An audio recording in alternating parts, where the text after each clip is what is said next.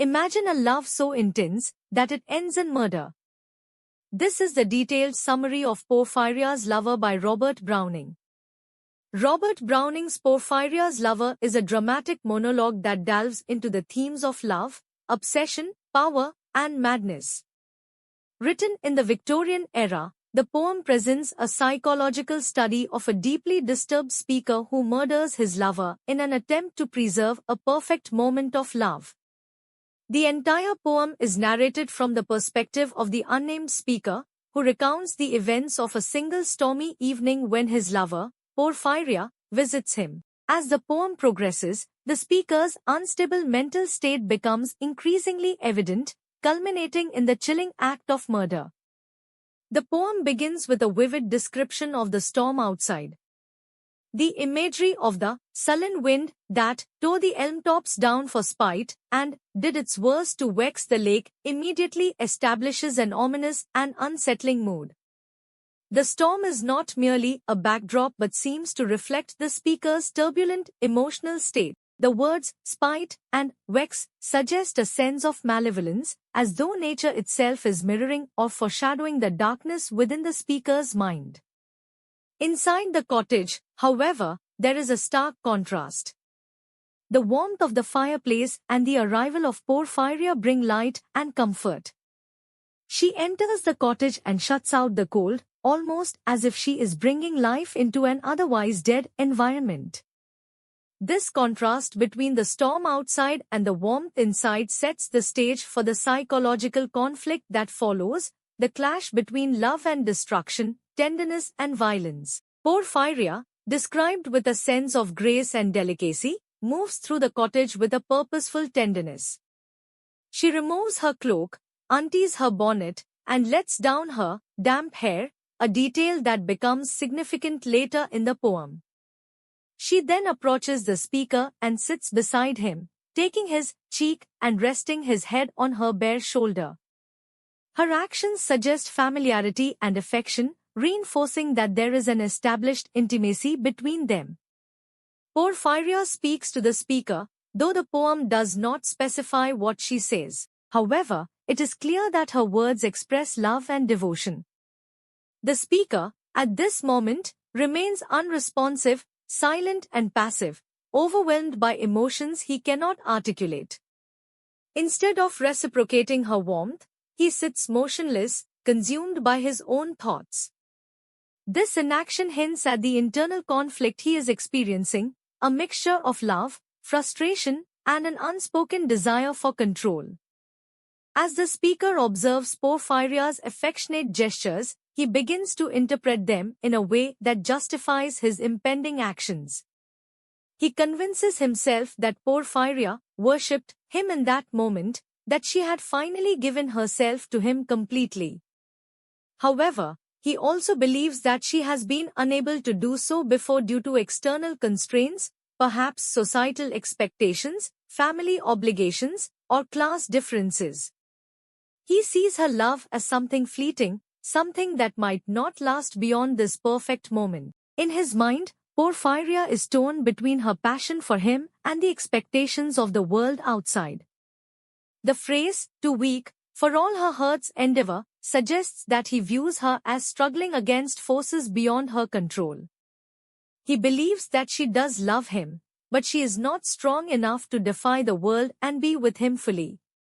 It is in this moment of perceived certainty, when he believes that she truly loves him and belongs to him alone, that the speaker makes a chilling decision. If this is the pinnacle of their love, he wants to preserve it forever. His desire to freeze this perfect moment leads him to an irreversible act of violence. With terrifying calmness, the speaker describes how he kills Porphyria. He takes her long golden hair, winds it around her throat 3 times, and strangles her. The act is described in an eerily detached and methodical manner. The use of the number 3 carries a rhythmic, almost ritualistic quality, as if he sees this as a sacred or necessary act rather than a brutal crime. The most unsettling aspect of this moment is the way he justifies his actions. He does not express guilt, fear, or even anger. Instead, he presents the murder as an act of love, as though he is doing Porphyria a favor. He believes that by killing her, he has granted her the permanence she could not achieve in life. His perception of her death is deeply distorted. He insists that no pain felt she, suggesting that he views the murder as painless or even gentle. He then carefully rearranges her body, propping her head up on his shoulder, mimicking the same position she had placed him in earlier. This mirroring reinforces his belief that he has merely extended the moment of love, rather than ended a life. Following the murder, the speaker continues to examine Porphyria's body with airy fascination. He opens her eyelids and declares that her eyes laughed with happiness, as though she is grateful for what he has done. He kisses her cheek and notices that the blush remains on her skin, mistaking the post-mortem effects for a sign of lingering warmth and love. In his delusion, he believes that Porphyria is now truly his forever. She will never leave him, never be torn between love and duty, never change her mind. By killing her, he has ensured that she belongs to him alone, eternally preserved in this moment of devotion. The final lines of the poem add a deeply unsettling conclusion. The speaker notes that they have been sitting together in silence, and he remarks, "And yet God has not said a word." This statement is profoundly ambiguous. On one level, it could indicate his expectation of divine punishment, which has not yet come. On another level, it could suggest that he sees no moral or spiritual consequence to his actions, as though he believes he has done nothing wrong. The speaker's love is not genuine but possessive. He sees Porphyria not as a person with agency but as an object to be controlled. By killing her, he believes he is securing her love forever. The speaker's detached, calm narration highlights his unstable mind. His lack of remorse and his belief that he acted out of love show a deeply distorted perception of reality. Porphyria initially appears to hold power in the relationship, actively expressing her love.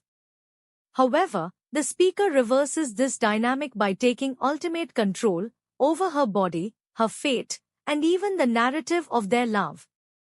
The poem explores the thin line between passion and destruction. The speaker equates love with possession and sees murder as an act of devotion. The role of God and morality, the final line raises questions about divine justice. The speaker seems to believe that if God disapproved, some sign of punishment would have appeared. The silence suggests either divine indifference or the speaker's complete lack of moral awareness. Porphyria's Lover is a haunting psychological study of love turned into obsession, where passion leads to destruction. The dramatic monologue allows the reader to experience the chilling thoughts of a deeply disturbed individual. Browning's use of poetic form, structured in a single, uninterrupted flow, traps the reader within the speaker's mind, making the narrative all the more unsettling. Through this poem, Browning masterfully explores the dangers of unchecked passion, the illusion of control, and the darkness that can exist within human love.